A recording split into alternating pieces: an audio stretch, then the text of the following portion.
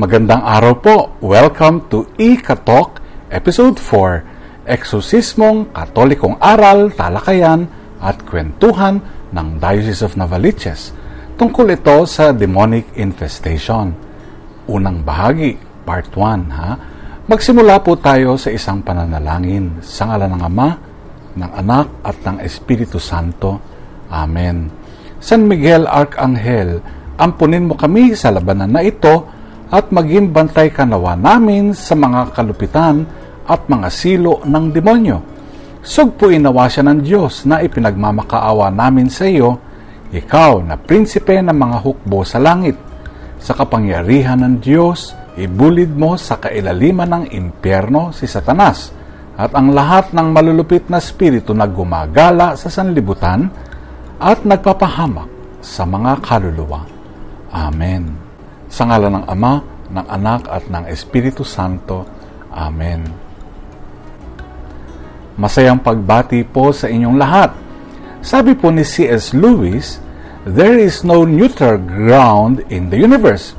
Every square inch, every split second is claimed by God and counterclaimed by Satan.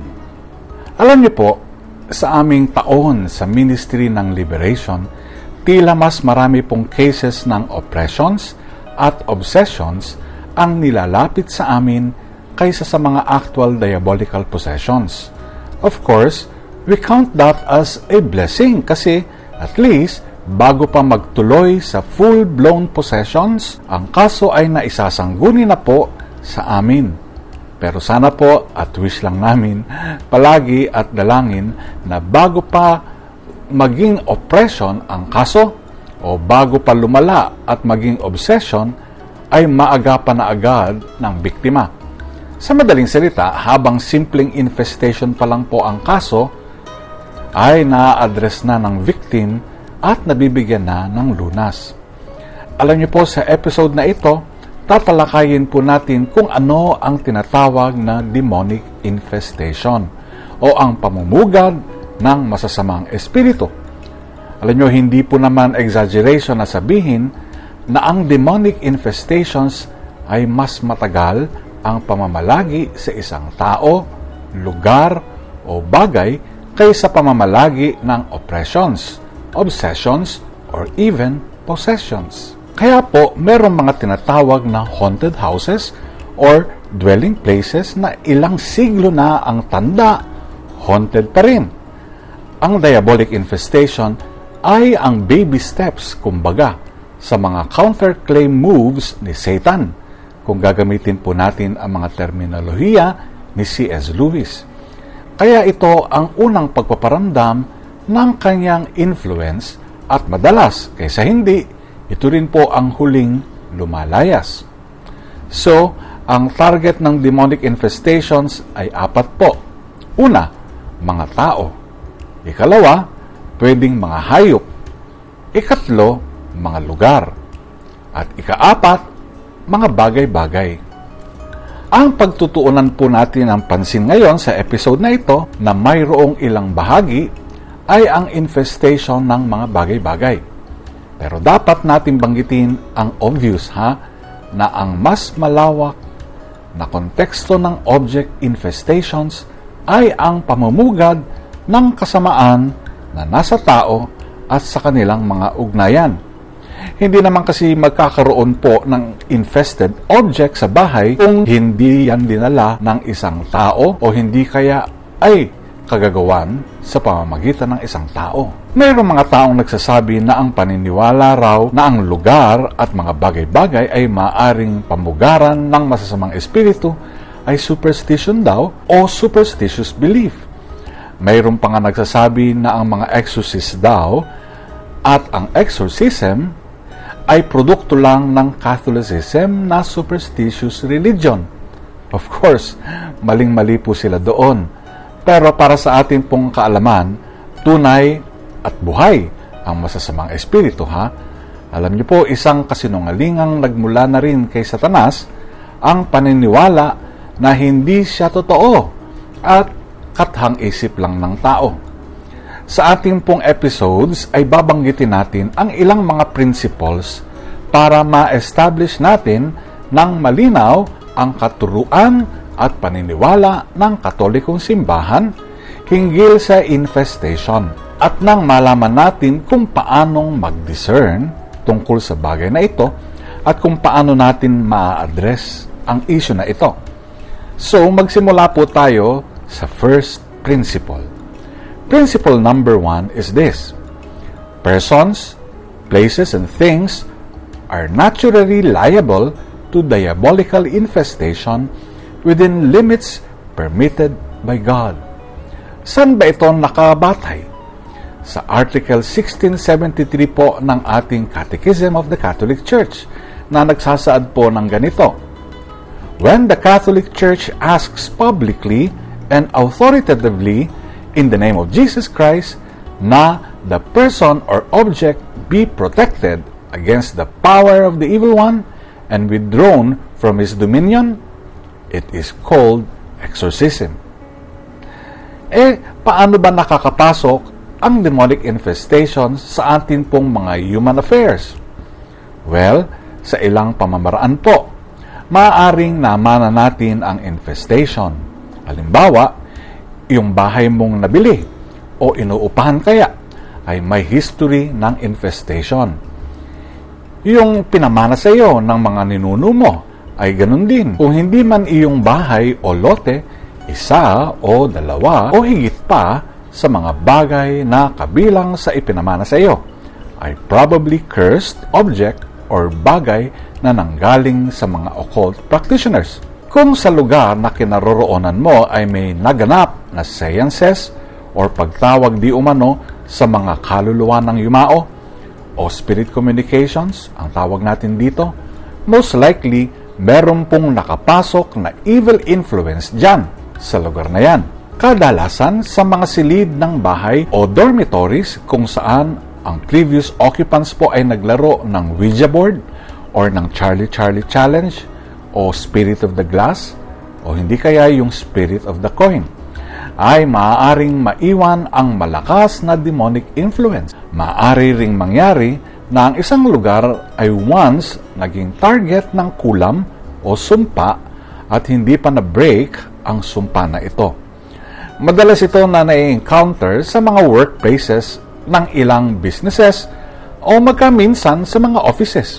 Kung minsan ay isa lamang sa mga taong kasama mo sa buhay at bahay ang target ng attack.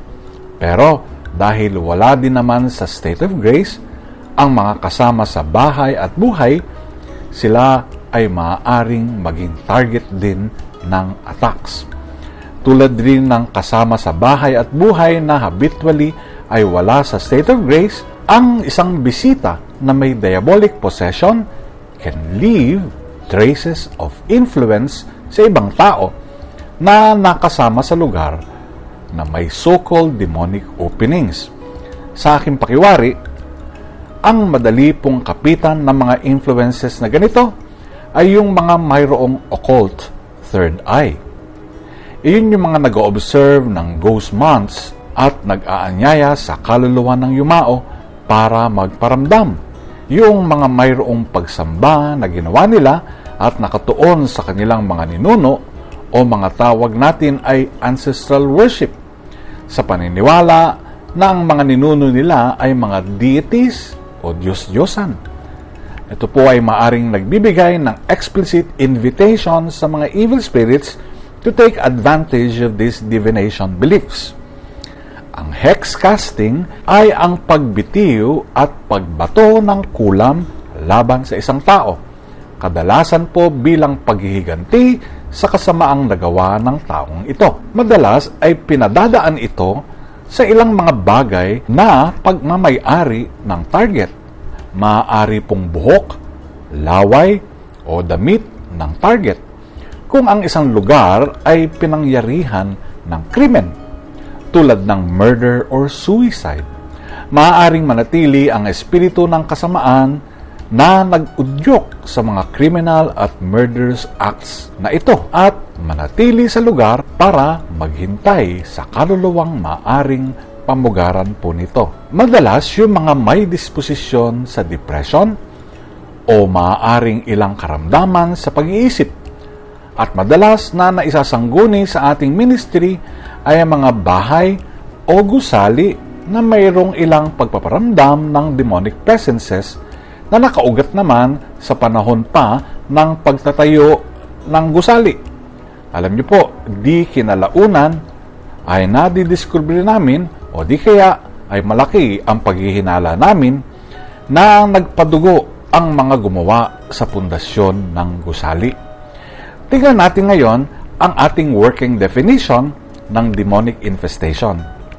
So, demonic infestation is when evil spirits obtain the right to exercise dominion over certain places, objects, or time, and thereby manifested this dominion through an object or a set of things, overt or hidden, that have been ritually bound through formal or informal consecration to the evil one, or to an evil purpose or end with a specific place and time.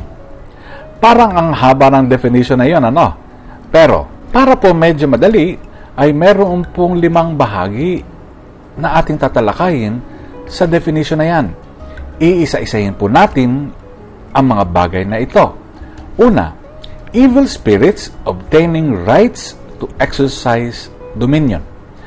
Dito po pumapasok na ang principle number 2. Demons may be given legal or spiritual rights by any person over places and things over which the granting person has legal, spiritual, and moral authority. Mayroon pong patungkol sa spiritual authority ang prinsipyong ito. Pero, para sa talakayan ng ikalawang principle na ito, alamin muna natin ang tungkol sa authority. Ang genuine authority po, or yung totoong kapangyarihan, ay nagmumula una sa identity ng may authority. Pulis ka ba? Presidente ka ba? Ama o ina ka ba ng tahanan? At nakaugat sa function ng may authority. Of course, magkakaiba ang functions ni pulis kaysa sa bombero, hindi ba? At magkaiba ang functions ni doktor kaysa sa mga abogado. Ikalawa, nagmumula din ang authority sa kung ano ang kanyang kapangyarihan na tinanggap mula sa mas nakatataas na kapangyarihan. Halimbawa po, nabigyan ka ba ng authority na mag-collect ng tax o manghuli ng kawatan? Iba-iba, hindi ba?